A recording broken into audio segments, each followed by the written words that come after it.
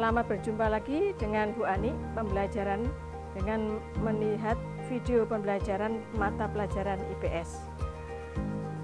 Pada video sebelumnya, kalian sudah melihat dan memperhatikan peristiwa sebelum terjadinya proklamasi kemerdekaan Republik Indonesia.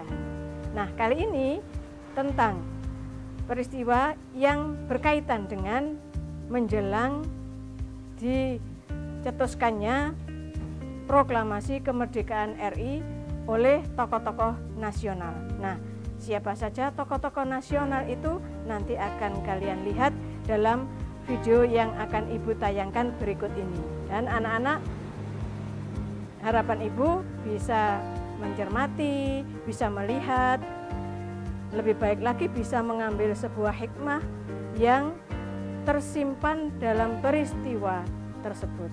Dan anak-anak jangan lupa ya, tetap menjaga kesehatan dengan memenuhi protokol kesehatan.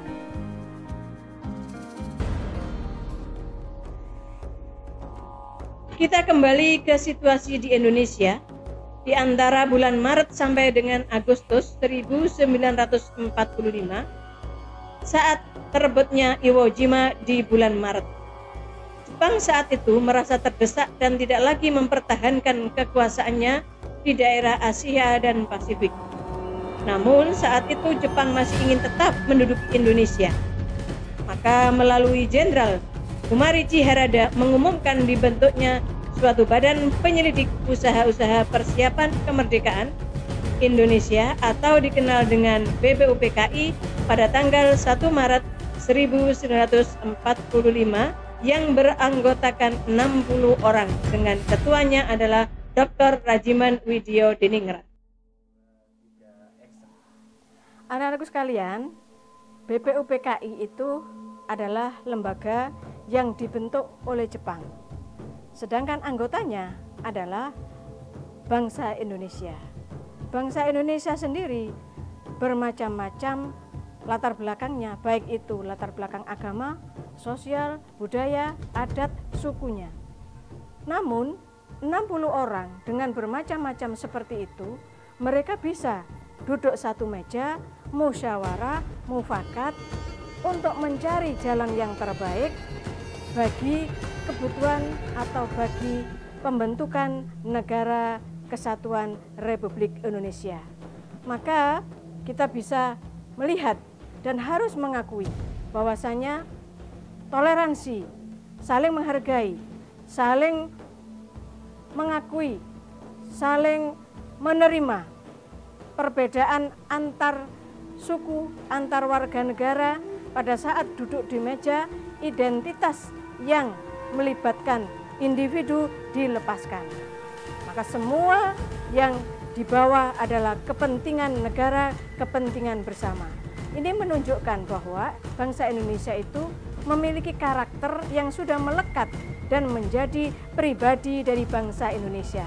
Toleransi, saling menghargai, saling mengakui, dan saling menghormati antara perbedaan. Oleh karena itu, dari BPUPKI sendiri ini kita bisa mengambil sebuah kesimpulan bahwa untuk menuju cita-cita bangsa Indonesia yang sangat besar, yaitu Indonesia yang merdeka, berdaulat, adil dan makmur, adalah dengan melepas semua identitas, namun keutuhan kebutuhan secara nasional yang menjadi utama. Dengan demikian, tujuan dari bangsa Indonesia itu akan mudah untuk dicapai. Nah, anak-anak, kalian harus bisa mengambil sebuah kesimpulan atau hikmah dari sebuah badan yang dibentuk oleh Jepang, namun anggotanya adalah bangsa Indonesia sendiri. Dari BPUPKI ini, bentuk dan wajah dari negara tercinta ini mulai terbentuk. Penyusunan dasar dan konstitusi negara merupakan tugas pokok dari BPUPKI. Dalam perjalanannya, ada beberapa sidang penting yang dilakukan oleh BPUPKI, yaitu 1. Sidang pertama dilaksanakan pada tanggal 29 Mei sampai dengan 1 Juni 1945. dalam sidang ini melahirkan Pancasila dan Piagam Jakarta. Sidang kedua BPUPKI pada tanggal 10 sampai dengan 17 Juli 1945. Dalam sidang ini menghasilkan bentuk negara, yaitu Negara Kesatuan yang berbentuk Republik dan Rancangan Undang-Undang Dasar Negara.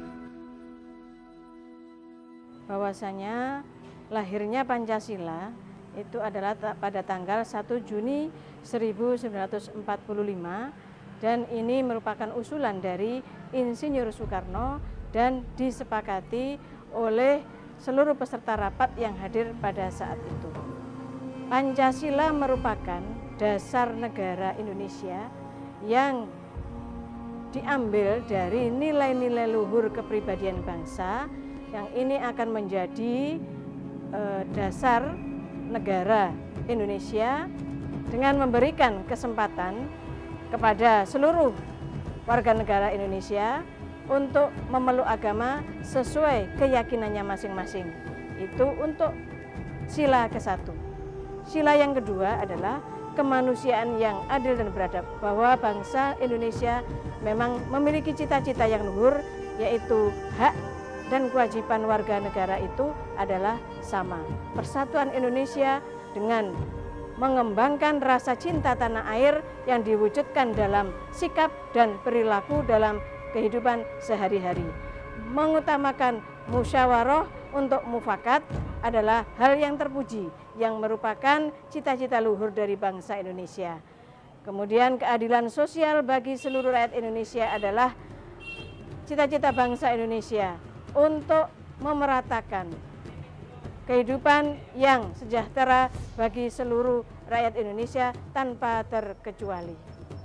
Dalam sidang pertama, BPUPKI beberapa tokoh nasional menyampaikan pandangannya, yaitu pidato Bapak Muhammad Yamin pada tanggal 29 Mei 1945 menyampaikan dasar negara kebangsaan Indonesia, dan Mr. Supomo dalam pidatonya pada tanggal 31 Mei 1945. Sidang kedua BPUPKI tanggal 10 sampai dengan 17 Juli 1945. Sidang ini membahas rancangan Undang-Undang Dasar. Panitia perancang Undang-Undang Dasar diketuai oleh Insinyur Soekarno. Panitia ini berjumlah 19 orang yang termasuk ketua. Adapun anggota-anggotanya adalah sebagai berikut. 1. A.A. Maramis. 2. Otto Iskandar Dinata. 3. Puro Bojo. 4. Agus Salim. 5. Mr. Ahmad Subarjo. 6. Profesor Dr. Mr. Supomo.